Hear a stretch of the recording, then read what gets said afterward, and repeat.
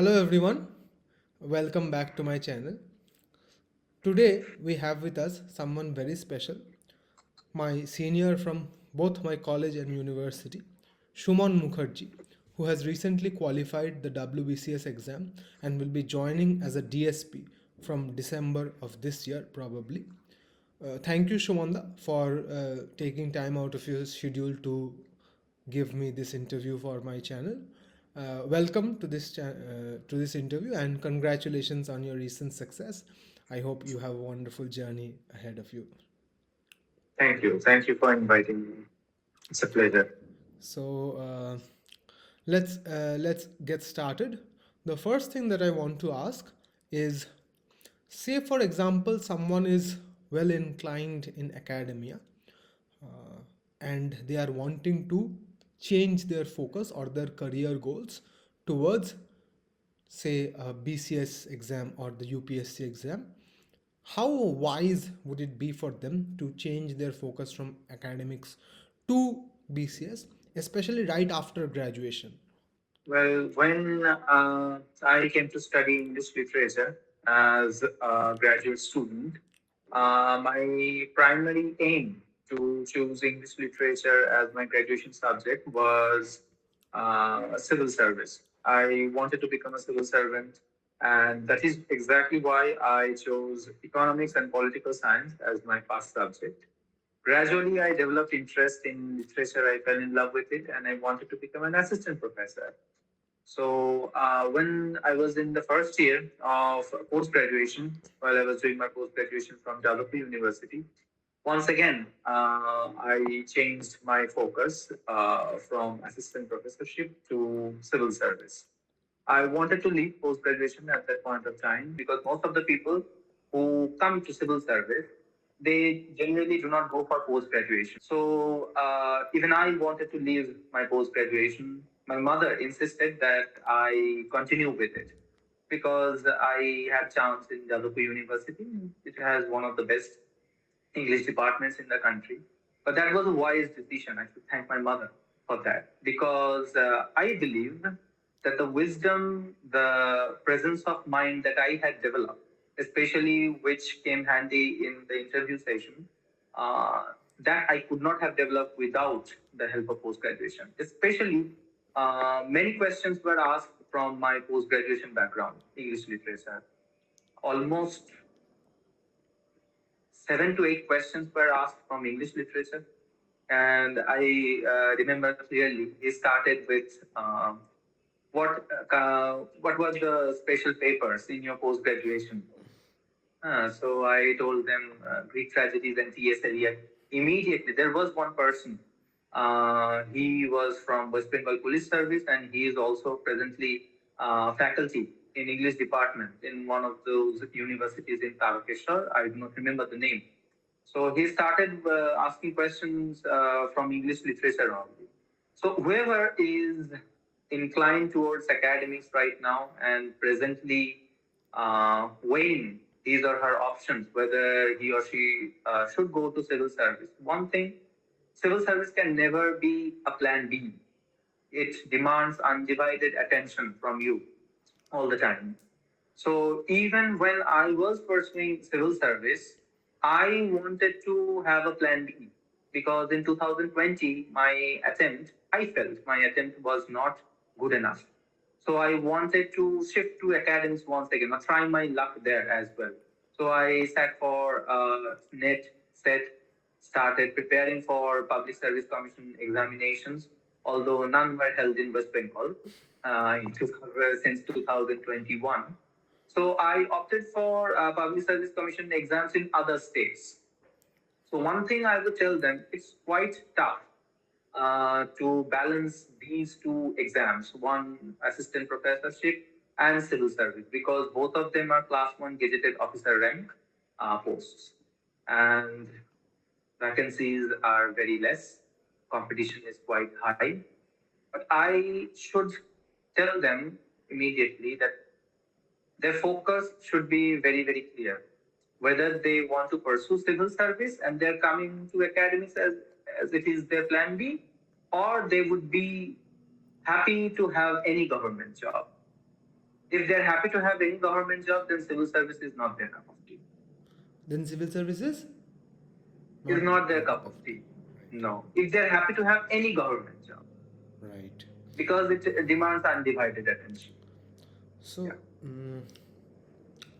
Before joining the West Bengal Civil Service, you worked as an assistant professor for some time in Jamshedpur, I believe, right? So, has that experience helped you? I mean, that experience came after your interview, I believe, right?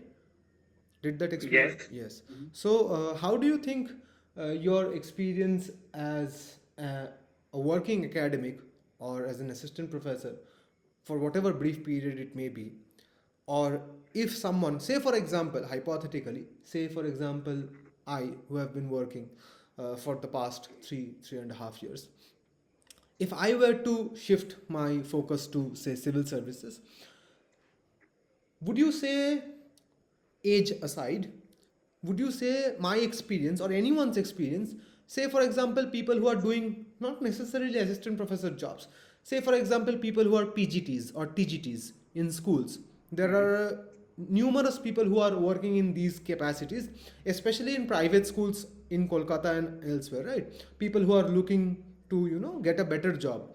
Do you think experience as an academic, be it at the school or the college or the university level, will it help at the in the preparation in any way? Well, there are three stages of preparation in civil service. First, you have to appear for prelims, mains. I believe working as an academic would not help you in the first two stages of preparation, but it will definitely help you in the interview sessions.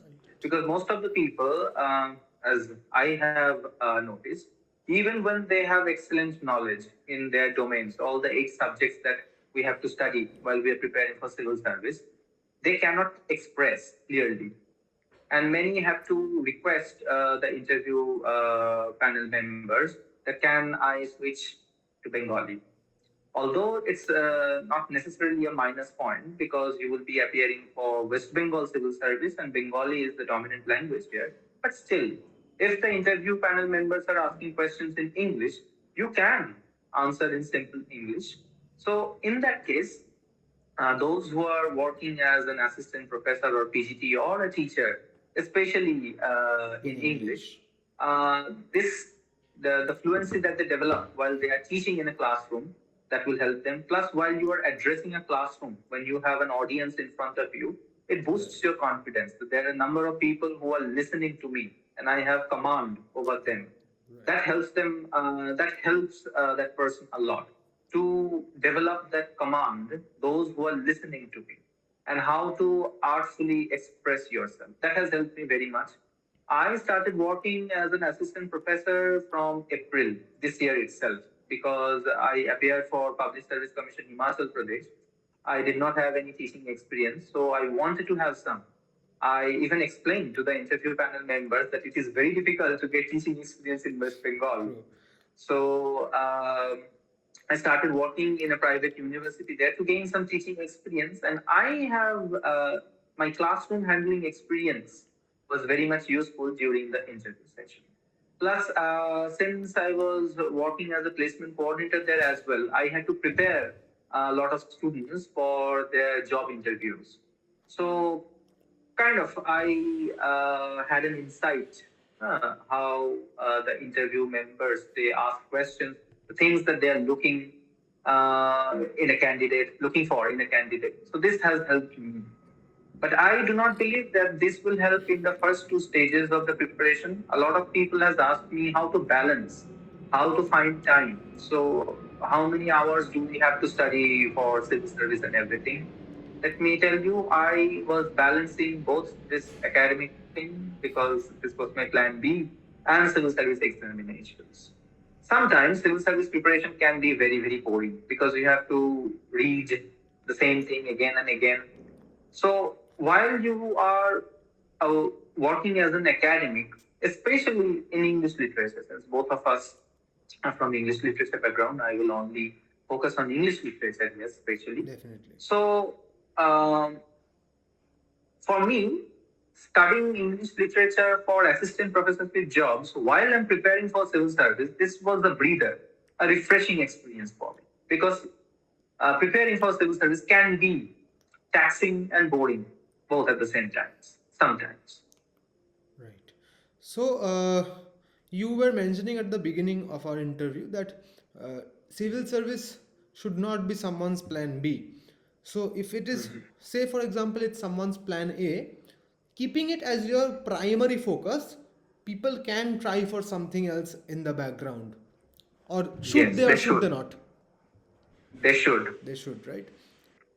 That brings me to my next question, which is in the present era of permanent jobs being almost erased from the face of the country and contractual jobs taking over day in and day out, right? People are, even myself for that matter, people are expected to work in permanent capacity while getting contractual benefits.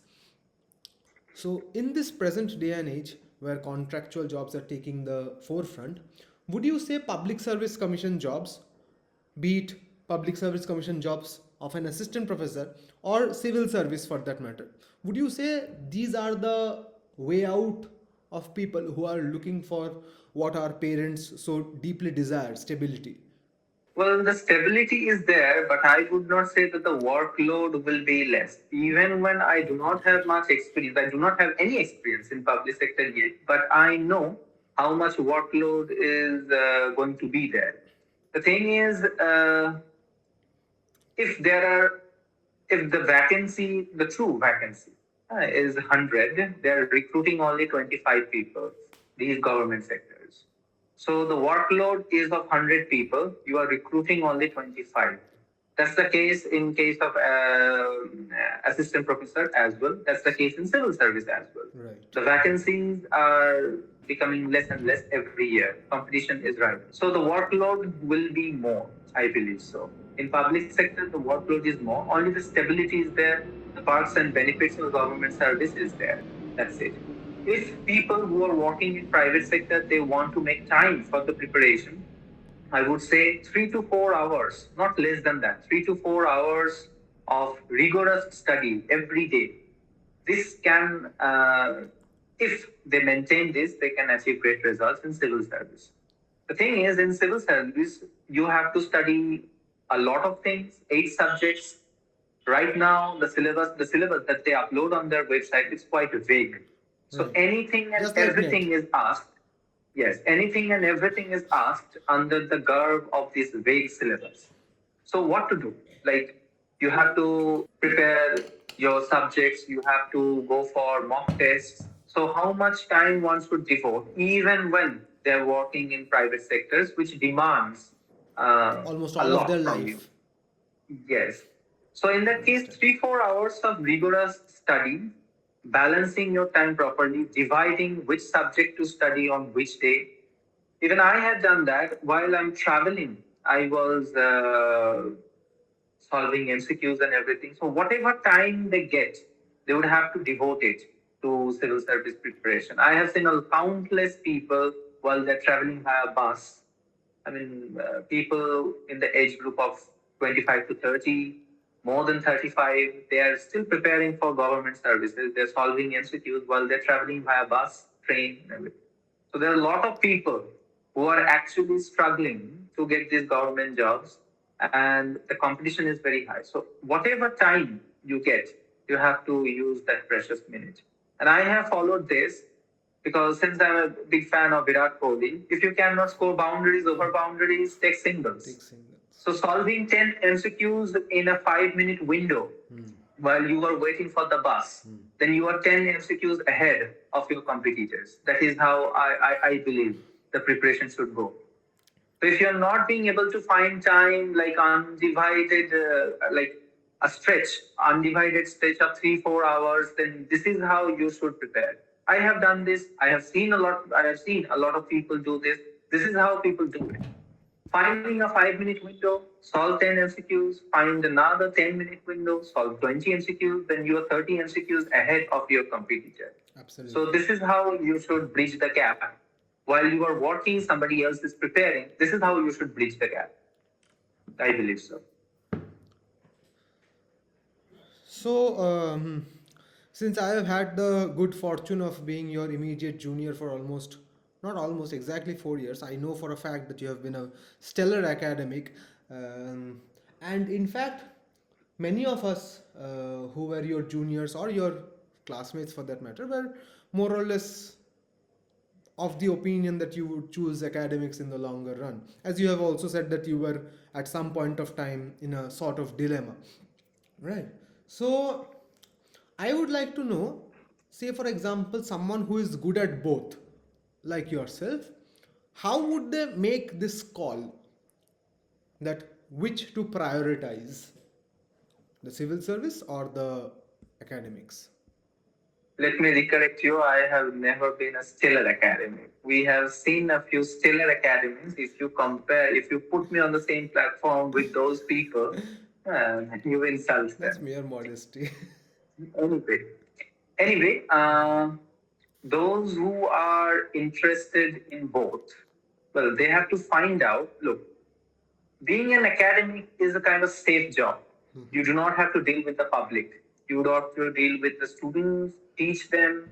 Your highest aspiration would be to join a public university as soon as possible. If it's a central university, your pay scale is really good. Then, if you are a good administrator, then you can become the principal, vice chancellor, or something like that. This is how the career path looks like. Only those people who are interested in academics, and there is a saying, I do not know whether I should mention this here, those who are not very good academics, they are pushed towards the administration of academia generally. So if someone who is true to his or her name, a good academic, it's a kind of safe job. You do not have to deal with the public, as I said. You would not have to be associated with the policies in that matter. You give your opinions, you teach people, you are interested in research, investigating your topic. That's it. That's how an academic leads his or her life. While a civil servant would have to be present in the field, at least in the first stage of his or her career. So, in that case, the exposure is much more, the workload is much more. Of course, with power, with a lot of, let's say, perks of being a civil servant comes the responsibility, especially in police services, which I have opted. There is no designated duty hours. Like there can be an emergency call. Right. Now, as a deputy superintendent of police, I would have to be the first respondent if something happens. I have to be present on the field, like the first stage of my career. Later, if I get promoted, when I get promoted to other things, I may not have to be the first respondent in that case. But still, I would be exposed to the policies that affect the lives of the people. I would have to deal with the public every day. So this exposure is something which differentiates these two services. Also, the academic, as far as I know, I'm not very much aware about this, the academic grade pay and the grade pay that I will be joining at, the academic grade pay is a bit higher than the grade pay of the civil servants in the beginning. Later, as I have heard, and I'm saying I do not know much about this, later the civil servants, they get much more benefits and perks. But this exposure thing, both of them are class 1 gazetted officers, but the perks, these things, the perks of being a civil servant, you get a lot of power and everything. If you're after power only, still, I would say civil service is not your cup of tea. If you are coming to civil service just for power, it's not about power only. If you're coming to academics just because of prestige, it's not your cup of tea. So one has to be extremely focused. What is his or her priority? If it is the research oriented mind that he or she is developing, then that person should definitely go for academia. If someone is inclined towards public service, someone who is inclined to bring a change in the society, someone who wants to be associated with policy making that affects the lives of people, then that person is cut out for civil service. Now, none of these two are just government jobs. Right. These things people should consider, that where my focus lies. There are other government jobs where people from various streams they are joined. So The next question I'm going to ask is going to make me look like I have no idea about these two exams, and that is absolutely true. But I'm going to ask this because there are many people who want to know this, especially people who are beginning their preparation. Like you mentioned in the last point, it reminds me of that quote by Uncle Ben, with great power comes great responsibility. absolutely. Similarly, with greater power should come greater responsibility, right? So ob- on the onset it would look like the UPSC is a more difficult, more prestigious, more powerful exam than WBCS or any state's civil service exam for that matter. It's deemed to be more difficult because it's for everyone in the country. We also have had a recent series, what was that, aspirants, which was focused on, it was probably after the JEE. UPSC was the second exam which they chose as the subject matter of a web series, which got so popular that they have now released season 2. So it can be said with some certainty that the difficulty of the exam is beyond my comprehension, definitely, but it's a very popular exam and it's a career option for many, or a target for many. So what is the basic level of difference in terms of difficulty between UPSC and WBCS? Well, the syllabus is almost same. WBCS examination is much more oriented generally. The geography questions and history questions, they are much more oriented on West Bengal. The interview session questions will be based on West Bengal generally. That's one thing. But the syllabus is more or less the same, but the approach is different. Right. The thing is, you have to write subjective answers in UPSC. You'd have to write around 3,500 words in 3 hours, back to back. Okay. In case of WBCS, the exam pattern is, the first exam that you have to write is compulsory Bengali. From 2024, they have made it compulsory Bengali. In 2021, the year I sat in the exam, I sat for the exam. It was compulsory Bengali, Santali, Nepali. You can choose anyone, Hindi as well. From 2024 onwards, West Bengal government has issued a notification that Bengali will be compulsory for everyone.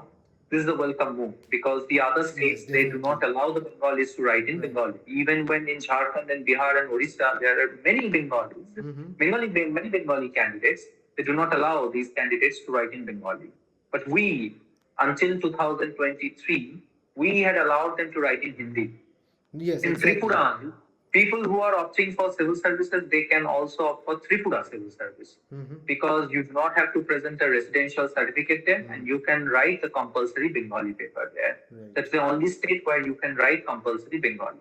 In Assam civil service as well, you can write in Bengali, but you have to produce a residential certificate. Right. That's why it's not possible. So, where was that? The level of difficulty between the two exams. The level of difficulty, yes. So you have to write subjective answers. From 2024 onwards, WBCS exam is also going to be subjective. Totally.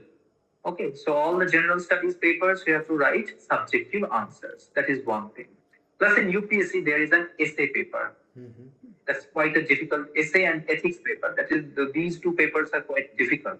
You have to study your preparation should be interdisciplinary if you're preparing well for these two papers, essay and ethics. These two papers are absent in West Bengal Civil Service. But one thing, if you are opting for political science optional, in WBCS, the syllabus is larger than UPSC. That is one anomaly that you would find. The thing is, in UPSC, three services are all India services. One is Indian Administrative Service, IAS, Indian Police Service, IPS, and there's another Indian Forest Service or something like that. We will talk about only IAS and IPS here. All India Service, all those people who join the All India services, 2/3 come from UPSC. They are directly recruited by UPSC. 1/3 they come from state public services. Oh, I didn't know that. So yes, so all those people who would be joining all India services in police service, they would be designated as IPS, Indian Police Service, cadres of Indian Police Service. 1/3 will be recruited from state public service. So based on their experience, their performance, they'll be promoted to IPS. Right. So 1/3 come from state public service commissions or state police force. Okay, from West Bengal and other states as well. So even when these two would be joining in the same rank, of course there would be a difference in prestige. That's one thing. Even among the peers of police service, there is also a complaint that those who are directly recruited by UPSC, they do not pay the same respect to the people, those who are being recruited by state public service commissions. That's one thing. Otherwise, they join in the same rank. The career path of those who are being recruited by UPSC directly, the career path is even smoother, I would say. So from Deputy Superintendent of Police, there would be additional SP, then SP, SSP, the same path we would follow, but their career path would be smoother. As far as I know, also there is another thing, UPSC, those who are being directly recruited by UPSC, their pay scale would be higher because the central government pays around 40% DA. So, what were your optional papers in BCS?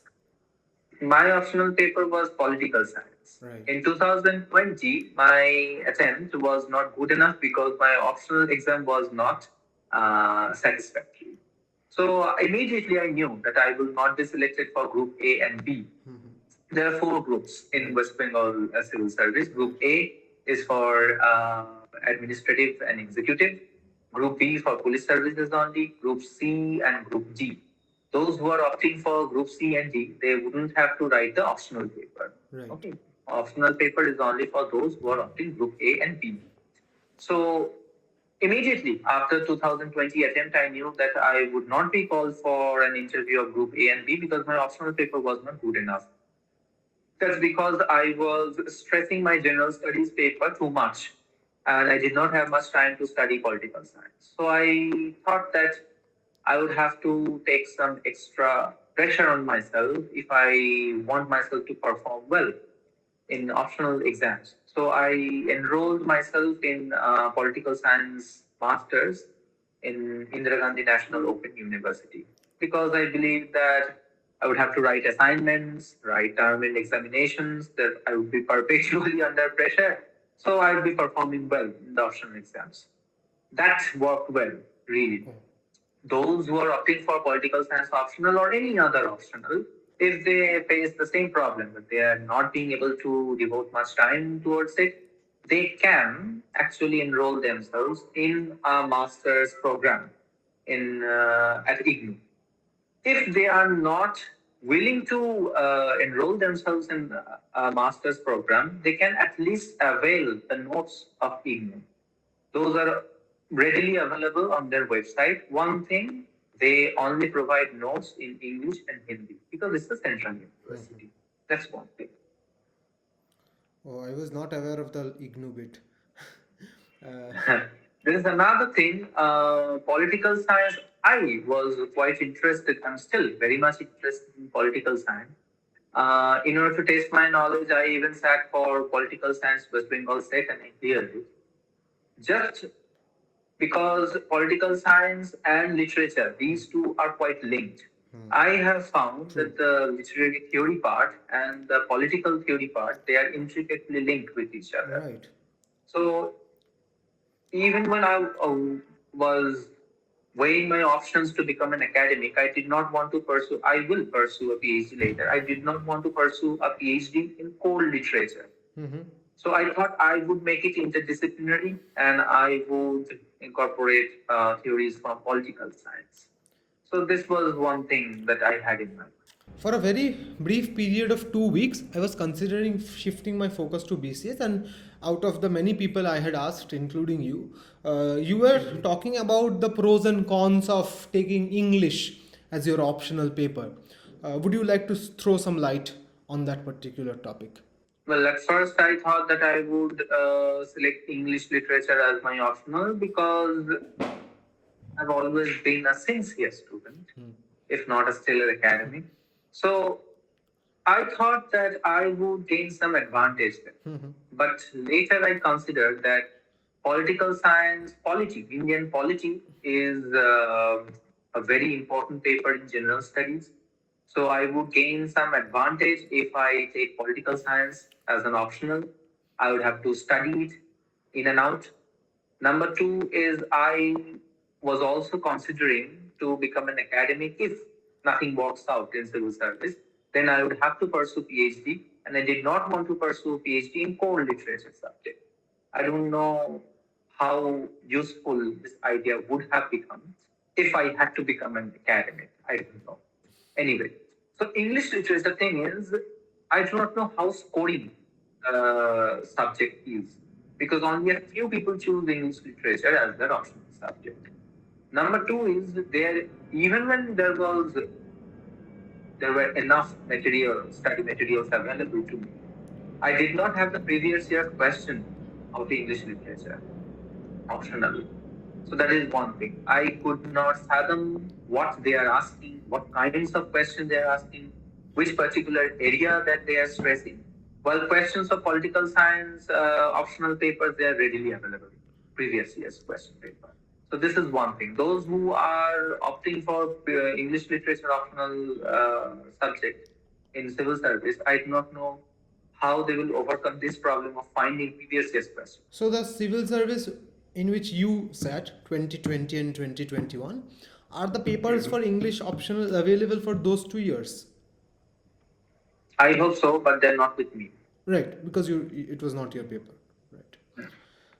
Since this is a long process and it takes tenacity and patience and dedication, there must be some common myths about preparation for UPSC, which you would like to take this opportunity to break since you have successfully cleared the exam. Common myth is that of course, you'd have to follow a routine, that you have to be constantly in touch with this. One thing that I have noticed that the things that I had to study, they were not tough. They did not require a lot of intelligence, but Right. yes, tenacity. I had to study same things again and again, revise those things again and again so that I could retain those things. Years, digits, statistical data, sometimes to the point of boring myself to death. So, how to retain these things so that how you can perform well in the examination? You have to be constantly in touch with these. Like you are 7 days out of touch with these things, and you are starting from zero, from scratch again. This is what I have felt. That's not what people who are pursuing academics they would feel. Right. Like you are 7 days out of touch and you do not remember anything in civil service. That's one thing. So you have to be constantly in touch with it. If you cannot devote 7 to 8 hours every day, at least 1 to 2 hours every day, that's required. This kind of dedication and tenacity is required. One thing. Number two is if you are a working professional, then you have to find that time, how much time I can devote towards my preparation. You have to prioritize certain things, sacrifices. A lot of people would say that delete your social media accounts. I have never deleted my social media accounts, and I'm not lying because the proof is there. My Instagram and my Facebook handles were quite active. But I had to put a check on myself that I would not use these social media handles too much, so much so that it will damage my preparation or damage my concentration to some extent. One thing, those who are using social media handles too much, those who are preparing for civil service and they do not want to delete their social media accounts, stay out of those reels. Watching reels will definitely bring down your level of patience. True. And you require one thing Patience. in civil service, that is patience. So this is one thing. This is a common myth that you have to delete social media accounts, otherwise you are out of the race. No, that's not the thing. You cannot be an unhappy, bored to death person and still be at the peak of your Capabilities. performance while you are preparing for suicide. True. Keep yourself happy, be nice to people. And there are people, the moment they start preparing for civil service, they start behaving like officers already. Like, that's not the thing. Be humble. Be humble, be nice to people, stay grounded while you are preparing for civil service, stay grounded even when you achieve the success. That is one thing. So, a lot of people would definitely find certain things that would interest them if they are into creative endeavors. Like I myself was into painting. I was just about to So ask. when I was bored while preparing for civil service, I used to paint. So you have to give vent to those frustrations.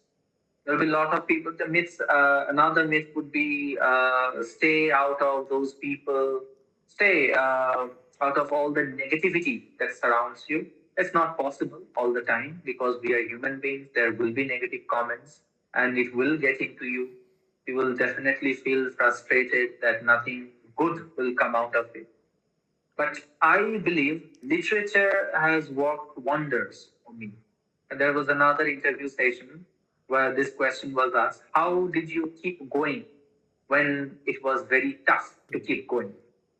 So, one thing is that literature has ruined my life in many aspects, and literature has also lifted me up in many ways. I remember when I read parts of Paradise Lost before going into the interview room because it cheered me up. Because the moment I saw that a retired IAS is going to take my interview, and I found out that there were more than one IAS officer present there, two IAS officers, and two IPS officers. It, I mean, I was scared. Like, what the hell I'm going to talk about in front of them? I am just a novice. I'm just an ordinary candidate. Even when I have studied so much, how would I perform? And this opportunity might not come again. So I read parts of Paradise Lost, really, and there were many literary texts which literally lifted my mood when I was at my lowest. So literature has worked like a mantra for me. It has provided me a lot of energy. There are different perspectives. People find energy in different things. Students of literature, I believe so that they do not have to go anywhere. They can seek the inspiration, motivation in the literary texts that are in their syllabus itself. Read your syllabus. So True. find Absolutely. inspiration in small things. So this is one thing I would say. Those who are studying literature, civil service can be a great career option for them because compulsory English paper, generally people who are coming from other backgrounds, they They suck find it at it. difficult. Yeah, they're not being able to score more than 80, 90 out of 200. You can score more than 130 there. You can score more than 130, you can score around 140, 150 if you're taking that paper serious. What are the things that are asked in compulsory English paper? One is an editorial letter. Number two, that you have to do a translation. Number three, you have to write an essay. Not a long, long essay, kind of paragraph thing. Then a report, probably. Or sometimes they ask you to write a précis. So these are the things. I have already mentioned in another interview, I'll mention it here as well, that people do not take a translation bit seriously. Translation is a very tough thing. You have worked as a translator, you know. So generally, people do literal translations. They do not practice it properly before the exam. They believe that, oh, translation is an easy task, but a beautiful translation can fetch you more than 80% marks out of That's true. 40. So people who are just doing literal translations, poor translations, they're scoring 20 out of 40. If you do a truly beautiful translation where you transform, what should I say? Like, um, I think the word you're looking for is transcreate. Transcreate, yes, transcreate from one language to another, then you can score more than 35 in that part. 40, my God, that's a lot. Yes. So there, the students of English literature, they have an advantage. So I would say that why not civil service? True. Number two, general studies. They have to study political science, economics. Many of these graduates, they had their past subjects, economics and political science. You can also those who had chosen Bengali as their past subject, they can have an advantage in the compulsory Bengali section. Yeah. Many people have also asked me how to increase our level of fluency in Bengali and English. Students of literature, they can have an advantage there. Number two, how to increase your level of competence in these languages. So I have told them there is no one grand rule that will make you an expert in that language. You have to live with it, you have to dream in it, you have to think in that language. In that case, students of literature will definitely have an edge over other people. True. So, while we were talking before the interview, and you were mentioning about the Public Service Commission exams of other states, especially those exams where they recruit assistant professors, since a large section of people who watch my channel want to stick to academia. So, I just want to know how would one keep themselves up to date? We say we have so many states. I don't know if all of them conduct PSCs or if all of the PSCs have assistant professor posts. But you mentioned some like Himachal Pradesh or Andhra, I think, Maharashtra, Gujarat, Tripura, Assam. Many of have them have been mentioned in this video, and elsewhere also you have mentioned. So, is there a platform where one can keep themselves up to date with these notices? I do not know whether all the states conduct public service commissions or not. I started looking for these opportunities because, well, those who are looking for an opportunity to shine in academics, the other states are open. They will recruit people from West Bengal if the candidate is worth recruiting, like someone who is good enough. In the northern states, especially Rajasthan, Uttar Pradesh, Himachal Pradesh, Madhya Pradesh, and Punjab as well, in Delhi as well, but the recruitment process in Delhi is a bit different. So Rajasthan, Himachal Pradesh, Uttarakhand, Uttar Pradesh, Madhya Pradesh, these northern states, they regularly recruit assistant professors via public service commission exams.